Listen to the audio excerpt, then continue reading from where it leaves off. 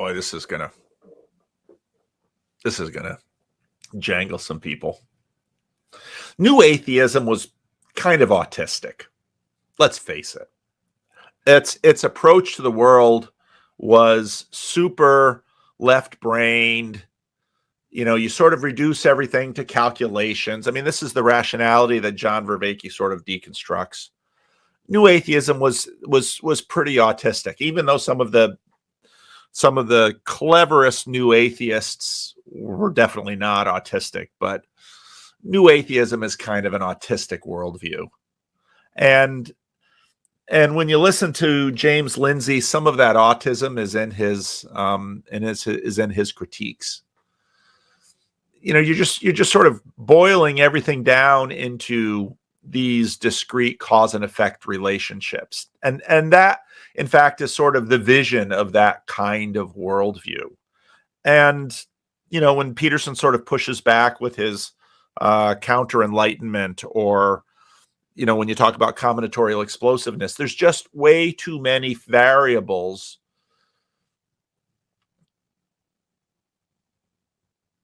which means that you can't finally fully maintain that worldview. You just don't have enough lifetime.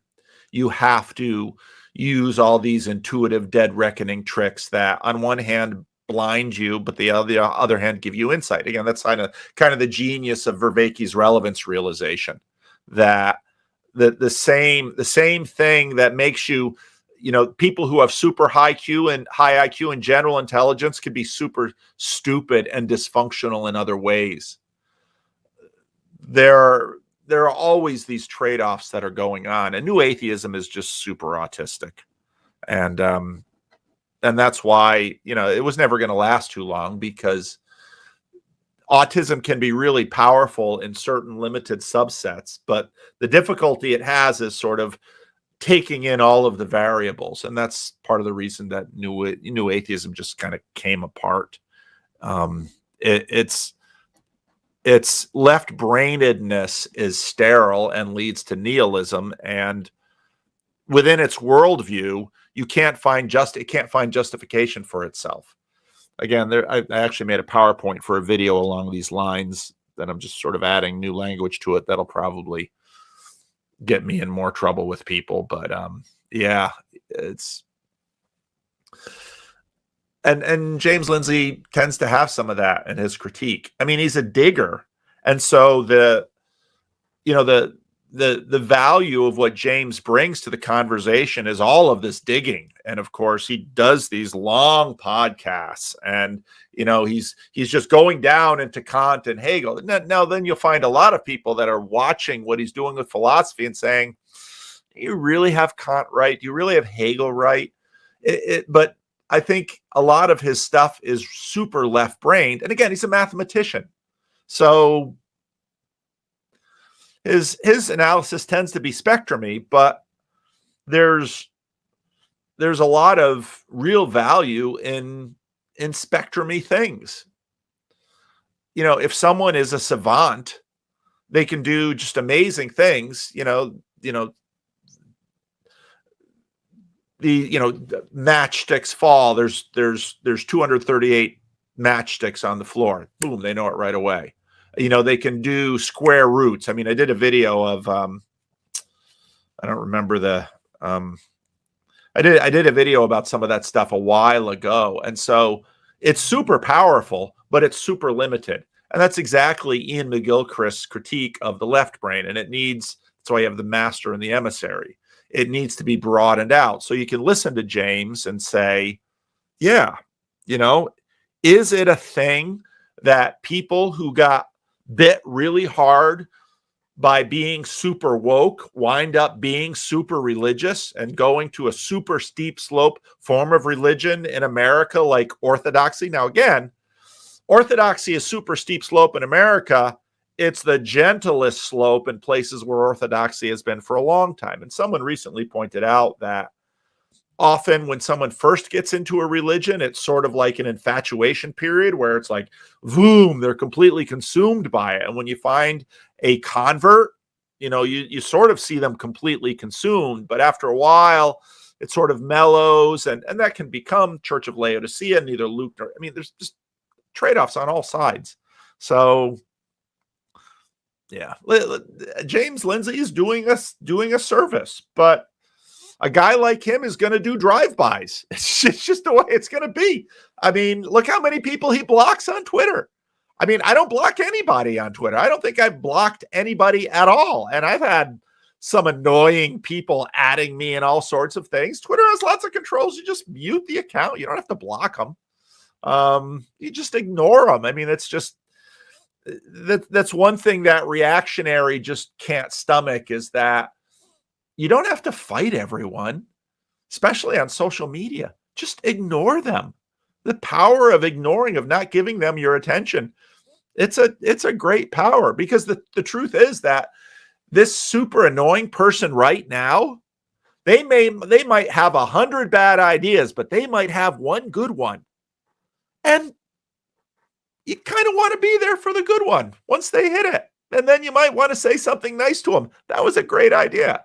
The other 99, well, they were clunkers, but good job on the good one. So how can it be that James, no true Enlightenment thinker, Lindsay, can do 3-hour podcast on the theology of Marxism, but fail to grasp the rather baser theological religious notions Peugeot points out?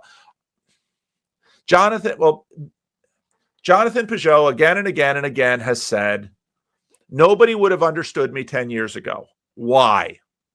Because we were too in the grip of this, of the Enlightenment spirit that James is continuing to promote. Why can't James understand Jonathan? It's right there. Yeah, Oliver Sacks, you got it, Upcycle. It's right there.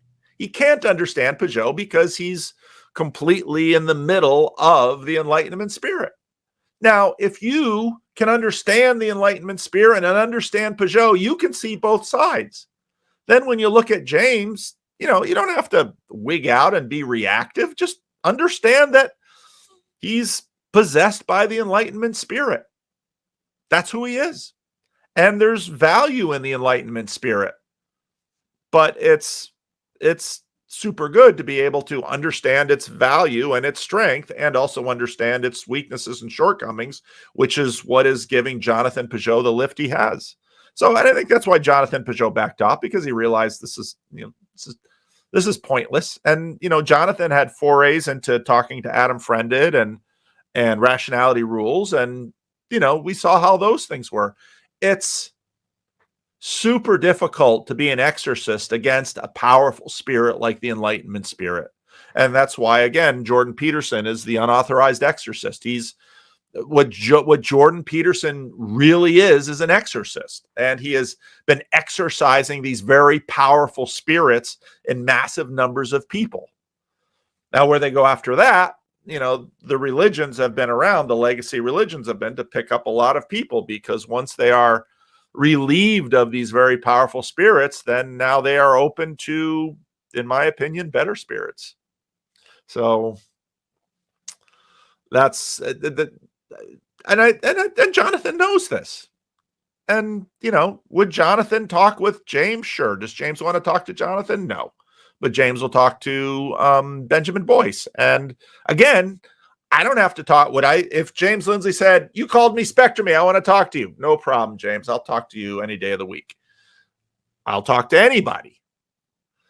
But is there a lot of value in it? I don't know. And again, I go back to my conversation with Eric Weinstein that I started talking to him. We kind of got a little bit of one-on-one time, and I saw that I didn't think the conversation was really going to go anywhere. So I just blessed him.